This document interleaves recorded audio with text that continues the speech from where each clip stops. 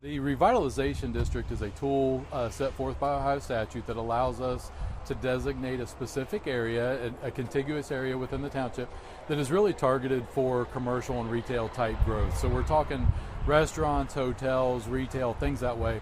And for our purposes, really what this does is create this designated area where a liquor permit could be issued, still going through the ballot issue process, but it makes those liquor permits available to help incentivize those types of uses, which is something that our residents have indicated that they want. The Revitalization District is a critical tool for us in the township, and the folks that we heard any of the negative impact, which really wasn't a lot, but was the idea that they were concerned about it being called Revitalization District, which is misconstrued conceptually right off the bat, because they think you're revitalizing, meaning redoing something, and that's not what we're doing. I mean, January 21st of 22, everybody's world changed out here, right? And with the Intel announcement, and Jersey is literally ground zero of that. The Intel development is in Jersey Township. It's been annexed into New Albany for services, but it sits on Jersey Township land.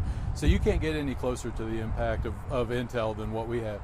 And so as the development of that comes, then you have the associated things, the housing, the retail, the things that, so there's significant development pressures here in Jersey. Our responsibility and our goal as set forth by the trustees and what their directive to me is to make sure that the development comes out here is the type that we want for our residents, that will benefit them, that's a benefit to our community, and that we put the design standards and the architectural standards in place that help us retain our rural community. We know the development is here and in some cases coming, but we want to make sure that as it comes, that it's the type of development that we really want to see in Jersey Township.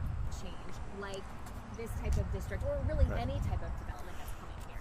I think you got to understand where the folks are coming from, and myself being a resident, I have the same thoughts at heart as my residents do, and realistically, do any of us like it? No, not necessarily.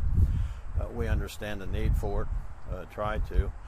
That being said, we need to protect our property values is an issue with, I think, almost everybody in the township. How are we going to afford to live here? Jersey Township is cutting taxes this year. Our road and bridge levy is going in half. My thought to the residents, and has been since day one, my intention is to cut taxes and to help support the schools and the fire departments so that we can all live here. Those support systems will be generated from economic development tools. And there's where we have to be. I have to step up and help the residents of this township I may not be able to reduce the tax valuations, but at least we can minimize them and help support some of the tax base. It's really targeted towards what we think we're going to see here. And to be honest, we've had significant interest from hotel developers, from restaurants, things like that, and we hear from our residents all the time, hey, when are we going to get a steakhouse?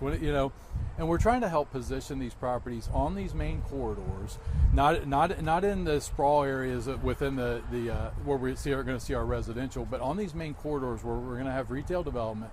We want to make sure that we have those permits available so that when a steakhouse comes and they want to locate here, we don't have to look at them and say, well, gosh, sorry, we'd love to have you, but you got to go on the ballot a year from now and hope that you get your permit. It just becomes another tool that we can offer those uses to come to these areas where we want them and help entice them to do so. Obviously, we want to continue the rural effect and agricultural that has built this township as much as possible. We want to maintain that. We understand that we can't keep it all that way.